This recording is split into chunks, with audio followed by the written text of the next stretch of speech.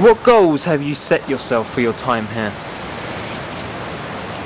Unfortunately, I think it's a bit like meditation, where I set goals in something that you really can't set goals in.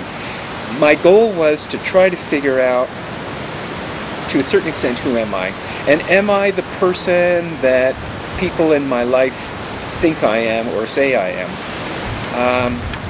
And am I being cheated from something that would take me, as I say, to this next level by listening to what people are telling me?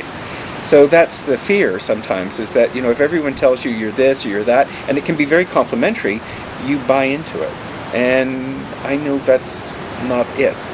I know what I'm trying to find is different from that. Right. So as far as goals go, I think having been here now less than 24 hours, but still a few hours, I'm starting to realize that I shouldn't be setting goals. I should just let the experience here take me the way it's going to. What expectations, if any, do you have for your time here?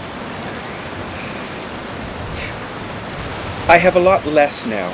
I thought I knew what it is I was going to do here, and I was thinking, okay, I've got X many days and I've got X many things I want to cover.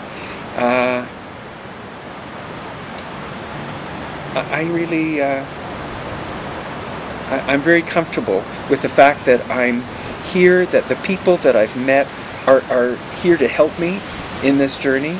And as I say, I have great trust in my own journey to know that it's something that parts of it will be achievable in my time here. And I'm really comfortable with that, and I know too that I can always return. That if I go home and find there's other things that I would have liked to have maybe explored, and that visit may be a whole different set of people and guides for me. So, it's no matter what time I have here, I know that I can repeat it over and over. Where would you like to be, or what do you hope to have achieved come the end of your stay here?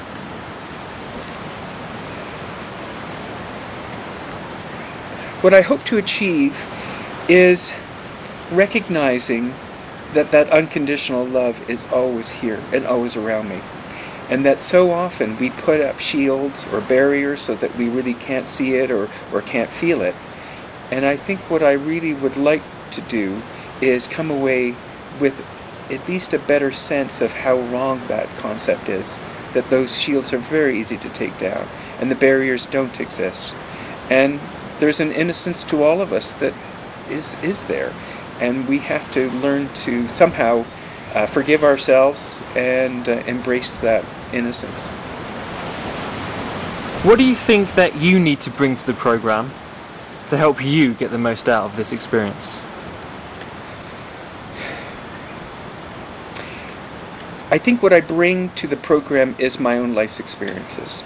I bring to the program a life well lived, in the sense that what it is I've done, I did with all the best of intentions at that time. So when I'm dealing with people who are younger than myself, I can certainly offer life's experiences that they may be going through now and realize that now's the time to change them, not wait till you're in your 50s.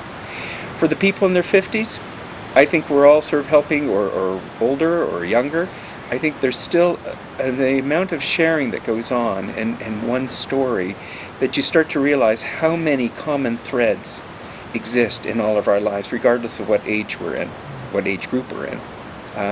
It's probably not dissimilar from Al-Anon or other programs where you walk into it and you think, geez, this guy isn't my age, he's not a professional like I am, he's not this. That you pigeonhole people without recognizing what you may get from them. So the good news with that is I've had enough experience with that I know that by coming here, whatever it is I've lived through, I will be able to share with others as well. And that may be part of my process of achieving this sense of unconditional love. What do you think you need right now to be happy and peaceful? From the few hours that I've been here and from the workshops I've attended, I think what I really need to do is try to learn how to love myself. You can say it and you can sort of semi-believe it, but deep down inside your ego's really not letting you do it. And so I think that's probably the most important thing that has to happen, is just to find some way of forgiving myself for whatever shortcomings I have and be able to embrace who I am. How are you feeling right now? I'm feeling really good, and but I'm also feeling very excited that the week is going to bring me new experiences, and I'm going to hear more stories, and I'm going to think of more of my own stories. So this is just the beginning. That, it's a very exciting time to think that the time that I've got here will be a daily exploration into the things that I really want to look at. Great. What else would you like to say, if anything? I think what I'd like to say is that I think what's being taught here is something that I wish is being taught in public schools. Because I think the biggest problem is that to come here in my 50s as compared to, let's say, in my teens is very sad. Because I think if I had that sense of unconditional love as a younger person, we might not need to hear it from our own families or our friends or whatever. It would be within us, and I think that would be a really useful thing for humanity, and it might hopefully decrease all the things that go on in the world that are so horrible. It's not, I think it's not something that's beyond anyone's reach. I think the main thing is just that at what stage in our life are we open to it? And, for some people it's earlier, and for some people it's later. But as Dietrich keeps saying, it's always been here. That love is always there. And you just have to, at whatever age, figure out how to access it. David, thank you very much for your time. I look forward to catching up with you at the end of your stay here to get your feedback. Thank you. Thank you very much.